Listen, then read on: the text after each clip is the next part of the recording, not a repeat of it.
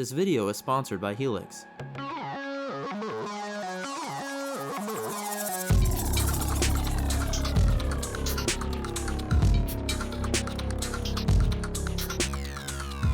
"17 years ago, Rockstar's GTA IV set the gold standard for open world immersion.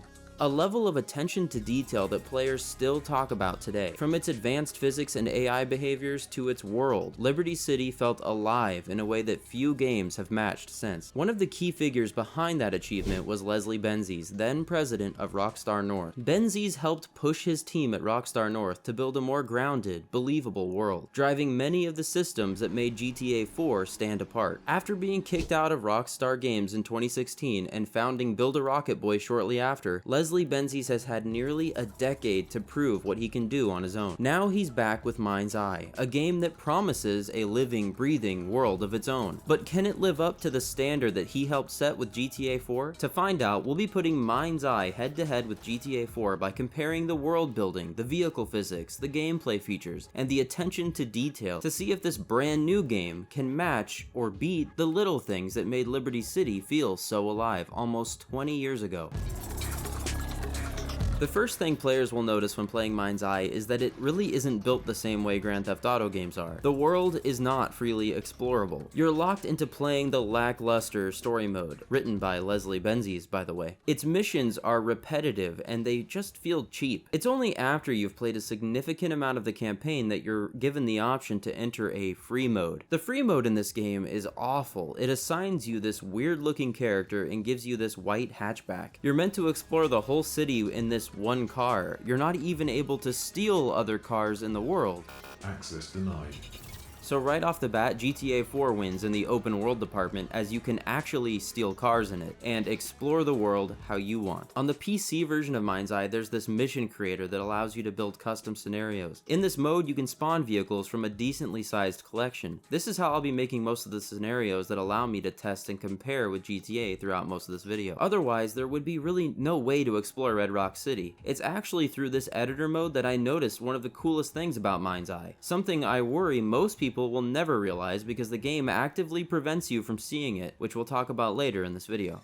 This video's sponsor is HELIX, a brand new GTA-style RP platform built specifically for creators, modders, and roleplayers. Think of it like FiveM meets Roblox, but designed from the ground up for RP. It's still in pre-alpha, but they're already doing what the big studios aren't doing. They're giving full control to the community. HELIX lets you build your own worlds, servers, and game modes, basically anything. From Gritty City RP to Medieval Kingdoms or SCP facilities, it's all possible. And it's all yours because they give you full IP ownership with no strings attached. What's crazy is how much control creators already have. You can import your own models with their creator kit, host your own servers, even script gameplay with Lua. There's a whole add-on vault that works like a mod hub, but it's official, where you can find or publish maps, vehicles, characters, scripts, and entire game modes. It's a centralized marketplace with free and paid assets, so even creators can sell assets, and server owners can use them to build their worlds. And remember when Take-Two took down my GTA 6 map mod? Well, HELIX is doing the exact opposite. They're giving creators the tools, the freedom, and the spotlight. They actually want the modding community to thrive, not get shut down. The HELIX team also includes the minds behind QB Core, the FiveM framework used by over 25,000 RP servers. And now they're helping to build the next evolution of RP from the ground up. Don't overlook this project. I'm already signed up, and if you're into this stuff, you should be too. So if you're into roleplay, sandbox creation, or you're just tired of the limited modding tools that you're working with now, check out HELIX. Sign up for the closed alpha waitlist now with a link in my description, and join their Discord to see the development updates and sneak peeks, which are also linked below. HELIX is a platform made for creators and gamers, by creators and gamers. Help shape this awesome community-driven game by signing up today.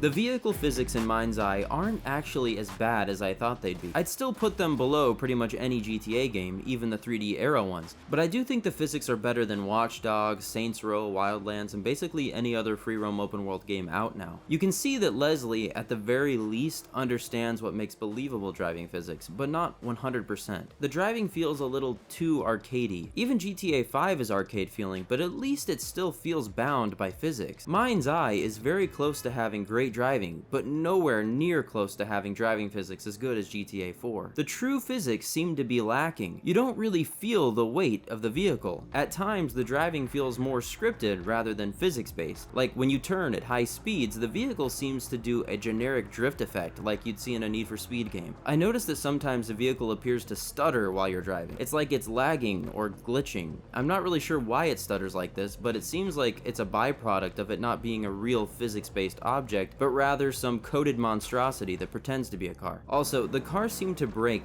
way too fast when you're going full speed. But generally speaking, I wouldn't say the driving physics in Mindseye are bad. Watch Dogs is bad. Mindseye is pretty enjoyable at times. In both games, tires react to curbs, bumps in the road, and the body shifts weight as the tires roll over the difference in height. This can also be seen at higher speeds in both games, which makes it a little bit more fun to drive. The vehicle models are also highly detailed, much more than GTA IV, but that should be expected 17 years later. The fact that GTA IV still holds up at all in that department shows how far ahead of its time it was. Mindseye doesn't let you jump out of moving vehicles. Instead, you come to a full stop, pull the handbrake, put the car in park, pull the key out of the ignition, and finally get out of the car. What's the point in removing fun elements from a game like this? Did he forget what makes these kinds of games fun? Forget trying to jump out of the cars, you can barely get into your cars. You're not able to enter vehicles through the passenger side seat. In GTA IV, you can enter from the passenger seat and hop over the center console into the driver's seat. Remember that GTA IV's budget was roughly $160 million if adjusted for inflation, while Mindseye raised roughly $141 million.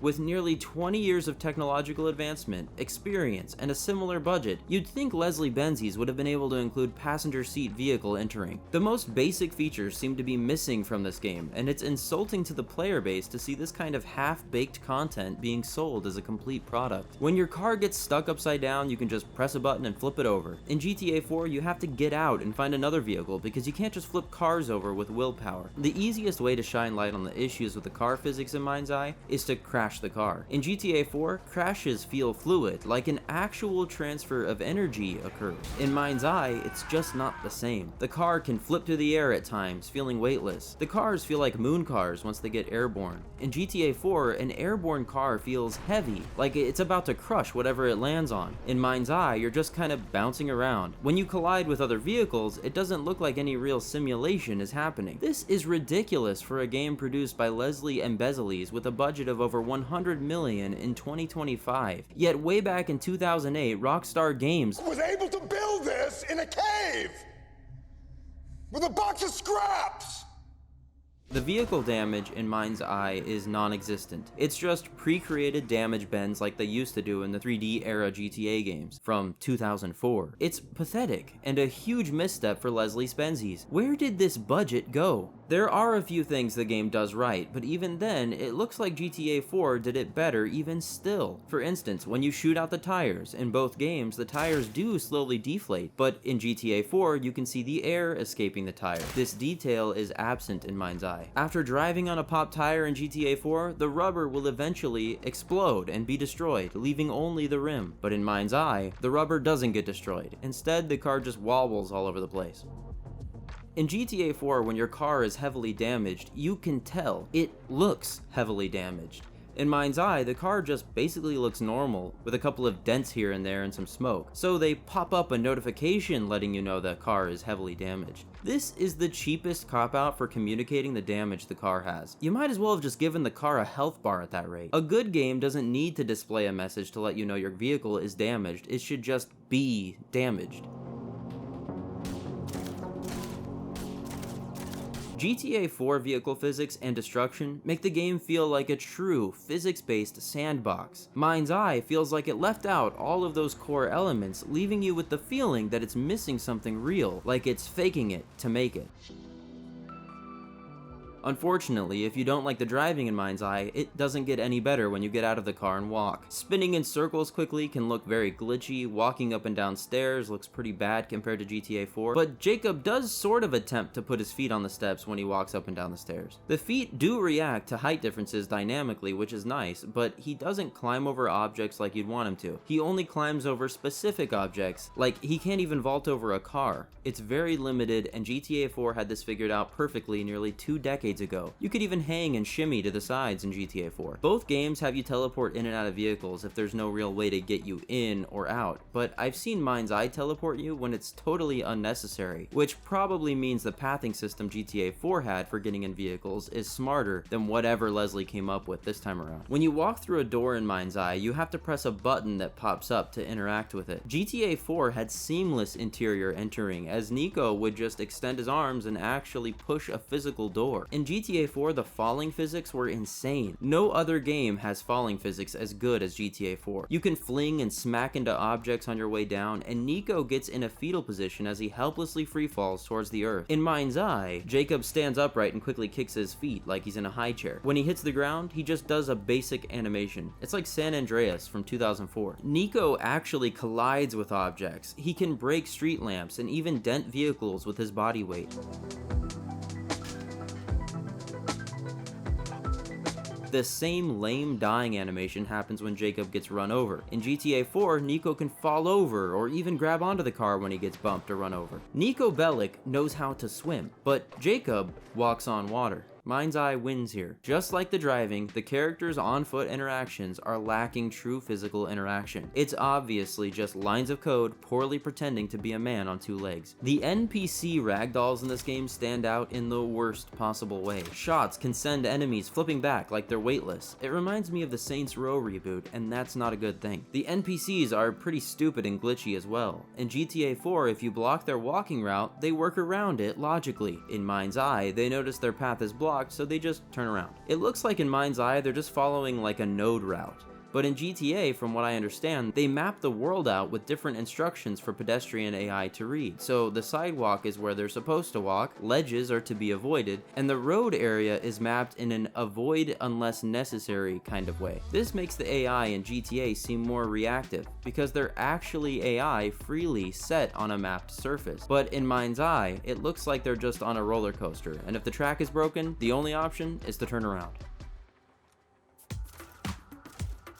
Shooting at them is nothing like shooting at NPCs in GTA 4. Thanks to Euphoria, GTA 4 NPCs seemed almost lifelike. When shot, they reacted naturally. Mindseye, yet again, drops the ball 17 years later. Running NPCs over just activates a full ragdoll as well. Not really interesting compared to GTA 4. There also seems to be a sort of glitch where traffic will just slowly build up over time until the cars are driving through each other and occasionally colliding, popping like popcorn. It's just poorly made and unstable. The NPCs glitch frequently and can be seen walking on air too. Unfortunately, even if they spent more development time on this, I don't think it can really get much better. The foundation it's built on is so cheap and tacky. In doing this time lapse at this intersection, you can see that both games do fine when they're left alone, but if you block the roadways, they both run into issues. At least in GTA 4, they try to go around the obstacles. In Mindseye, they just park the car and patiently wait for the obstruction to be removed. I guess it is realistic, because no one knows how to drive where I live either. The game world that Mindseye is set in is actually extremely well made. This is what is so shocking to me. They spent all of this time creating this game world, this city, and yet they don't let the player look at it. If Mindseye had a different story entirely, played more like GTA, and fully realized its potential with the car physics and NPC interactions, it would have actually been a great game. It feels like just because of the map alone, there's a lot of potential still here. If they fixed some of the broken things with the cars and NPCs and made the game online, where players could do a variety of heists with their friends in the casino capital of America, it could actually be a lot of fun. Both GTA and Mindseye do an excellent job at recreating the areas that they're they're inspired by. Mindseye has all sorts of iconic landmarks that are really in Las Vegas. They even have the weird mirror solar powered site that they're decommissioning and removing in real life in 2026. Not only that, but they have really cool locations like the military base and Silva factory. There's this really cool launch pad with a command center overlooking it. The Hoover Dam is in the game, but it's been dried out by now. There's a racetrack. The city is well made and detailed. It's crazy to see such a well-made map in such a poorly made game. If I was on the team that created this map, I'd be pissed at Leslie Benzies for rushing this out the door without properly finishing it and giving it the time that it deserved. I know the hate is strong for this game, but I can't honestly say everything about this is trash. This is a great map. It's an awesome looking world, and while the graphics do kind of have that Unreal Engine 5 look, it still looks really good. Part of what makes this map so good is that it's actually sort of trying to do the whole lore building thing that Rockstar mastered in GTA. You'll notice throughout the world that there are tons of brands and companies all over the place. Some companies even have the vehicles parked out front that represent the company, like Pizza Time or Red Rock Metro Tire. The only thing that these are missing is advertising for them over the radio, which this game doesn't have a radio, websites and TV ads like you'd have seen in GTA 4. The cars even have their own brands, and you can find posters of the cars throughout the city. The parody brands kind of look like the real ones they represent if you only see it with your peripheral vision. Like this kind of looks like Chevy out of the corner of your eye, and this looks like Ford out of the corner of your eye. So while they definitely tried to create an in-game universe with its own lore, they failed to communicate that to the player, since I had to go into a game builder mode just to see it. The decision to prioritize this stupid on-the-tracks linear story over player freedom and exploration is baffling. This is the performance you get driving down the main roads in both Mindseye and GTA 4. I've recorded the GTA 4 gameplay on an original Xbox 360 through the disc copy of GTA 4. Mindseye has the patch in this footage that Leslie Benzies did damage control and said was coming. Mindseye is pretty stuttery and annoying to play. On my PC it's been pretty great, but this game isn't very well optimized. The little things are somewhat missing in Mindseye. Propellers don't interact with trees, fire hydrants don't interact with you in your car or on foot, shooting water is pretty basic, pretty much any interaction with water is basic, like flying a helicopter near the water, and explosions loop the same effect. Car explodes, flips over, next car catches fire, and the process repeats. GTA 4 from nearly 2 decades ago has propeller and tree interaction, fire hydrants react with you and even send you stumbling over on foot. Water is much more realistic, and you can even push it down in your helicopter. And many objects you put in the water will float. Explosions don't loop that same effect. Instead, they actually create a zone of damage around the explosion that impacts the car next to it. And if enough damage is given, the next car will explode too.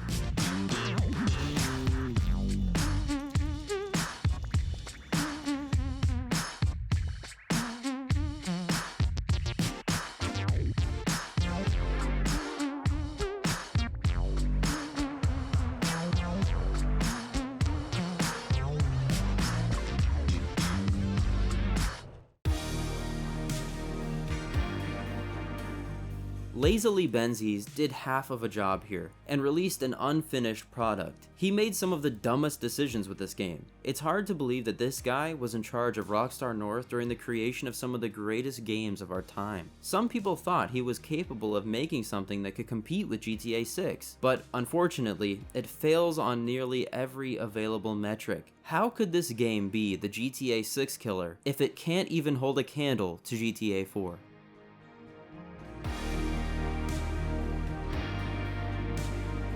And don't forget to check out HELIX. Thank you HELIX for sponsoring this video. Your game looks awesome.